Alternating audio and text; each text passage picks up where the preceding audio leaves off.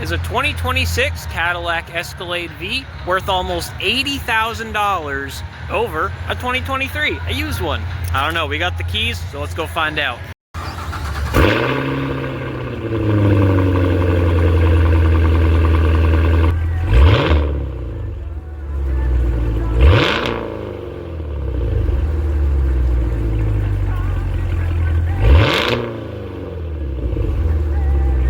Alright, we're back at our normal spot. We have this 2023 Cadillac Escalade V.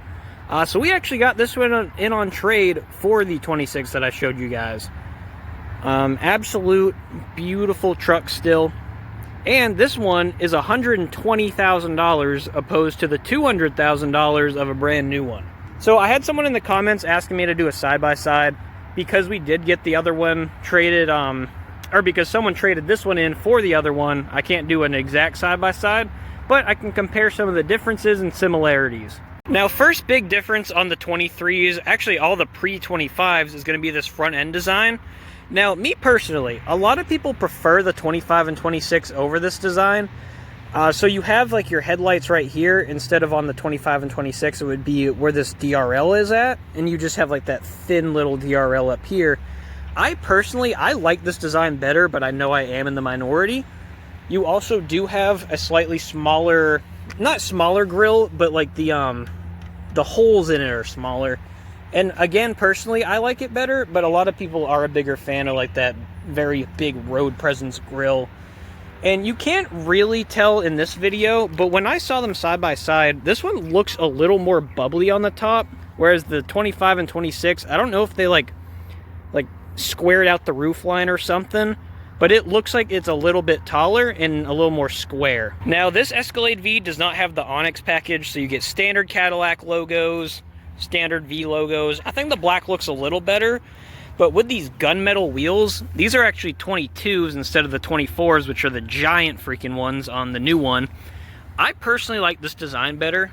I think the gunmetal matches the black really well. Just like every other V in existence, your key matches your brake caliper color, and they are Brembo brakes. Alright, let's move on to the rear. There really isn't a ton different in the rear either. It was mainly front design and interior that they changed, but I'm going to try and not get too much sun glare, but you can see it's relatively similar to the 25 and 26. Exhausts are about the same, diffuser's about the same. Really nothing crazy going on back here. Alright, we're going to turn this thing around so we don't glare into the freaking interior while I'm doing interior for you guys. Let's get her fired up. Ooh! Now we're moving on to arguably the largest change in this vehicle. Seats are about the same, but this interior is wildly differently set up than the 25 and 26. Now, starting out, of course, immediately noticeable is this screen. Now, I really think this is a good screen still. It's set up very nice. You have your controls over here. You can adjust your gauge cluster from there. You got your AR camera. You have your night vision. I mean, we can't use that right now. It's not night. I'm not trying to blind ourselves. This steering wheel is also different. It's a lot more standard Cadillac than the new Escalade wheel. Or honestly, kind of just more standard GM in general. If you spent any time in Chevy models or GMCs, you recognize this steering wheel quite a bit. Now, another change with the 25 and 26 is your gear selector. So this, you get the standard Cadillac gear selector. You go in the middle for neutral, back for drive, back again for manual mode, up for reverse. You have all your camera system as well. You got full 360 overhead. What is beeping? Something's beeping, I don't even know.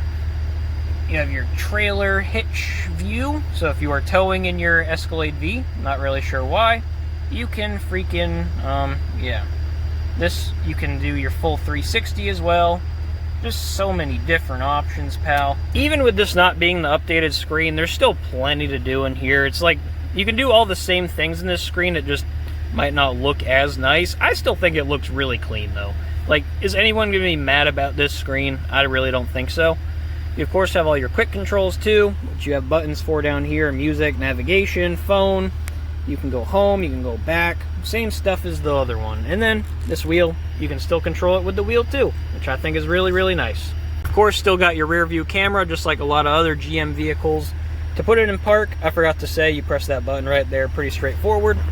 Let's get out of here. Oh, almost forgot to say, you got your heated and cooled seats as well.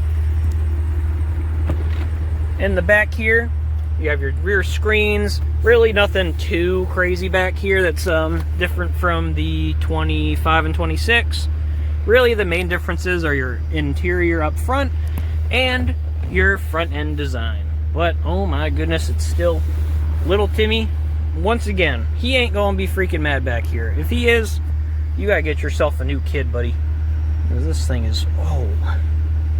I'm an adult and I love this. This is awesome. Again, with my AKG audio, so you still get the freaking best audio on the planet. In my opinion, it is the best sound system in a car. I mean, I've heard Bang & Olufsen. I think this is better. I'm gonna be honest with you. I just do. And for little Timmy's hookup, so he's not getting too mad at you up there, you got your HDMI ports. You can hook up his Xbox if you want to. You got your USB-Cs. He even got some cup holders in here. Oh man, he is chilling like a villain. Now, unlike the Hellcat, that has relatively poor interior quality, this vehicle still, even though it is not the 25 and 26, still has immaculate interior quality and this 6.2 liter supercharged V8, making almost 700 horsepower. But really, that's the majority of the changes on this vehicle. And the best thing is, we can go drive it. Alright, if you guys are watching on YouTube, I'm going to use the same driving footage for everything. So it's going to be the vertical. Just warning you guys, it's just the best way to mount this thing because I don't have a tripod in here.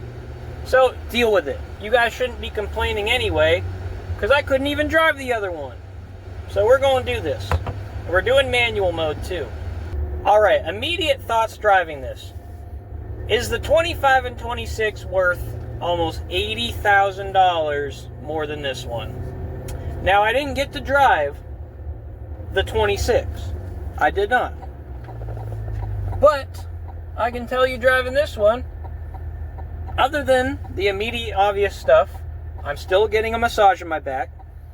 I'm still very comfortable. I still have 700 horsepower.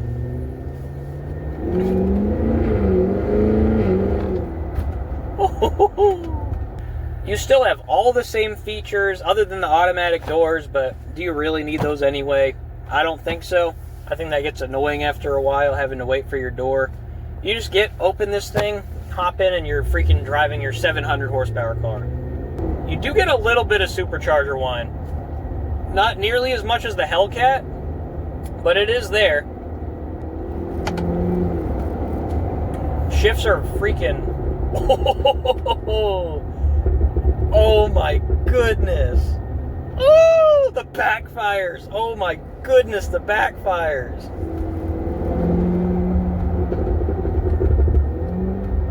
I don't know if you guys can hear that. That's insane. That has to be a tune. There's no way. That's crazy.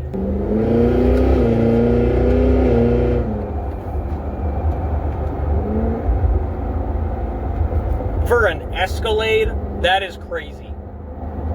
That's like, I barely touched that throttle too. Oh my word. I will also say, we're at a quarter tank in this thing, just like the Hellcat.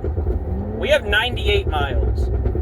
The same amount of fuel in a Hellcat, you have like 20 miles. Can we explain that, Dodge, how an Escalade that weighs like significantly more than your Hellcat, not that much less powerful, is getting this much better fuel economy? Can we explain that real quick?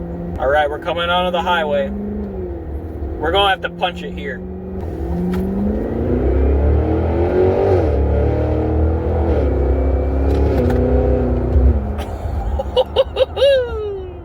That is crazy to feel in an Escalade, though. Like, oh my word, that's stupid.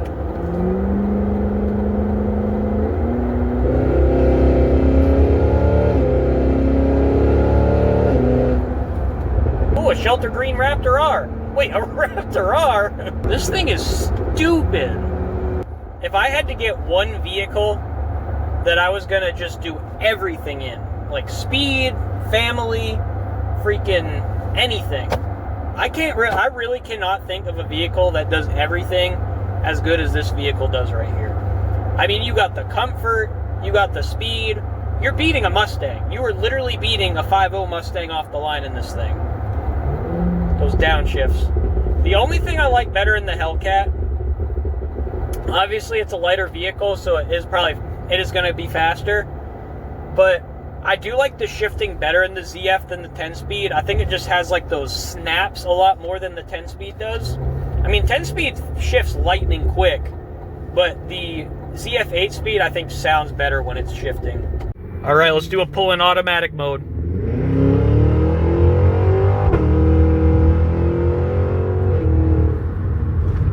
That shift is okay. Maybe you just have to step on it. That shift was nasty.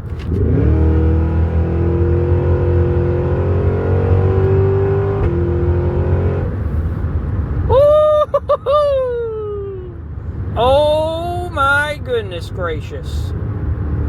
Okay, I see ya. I have to blur the speedometer on that one. I take back everything I said. That was freaking insane too. Sorry, Hellcat. I mean, Hellcat's also like half the price of this thing for a decent used one. But oh my goodness. That is crazy. That is a weird experience because you don't expect it.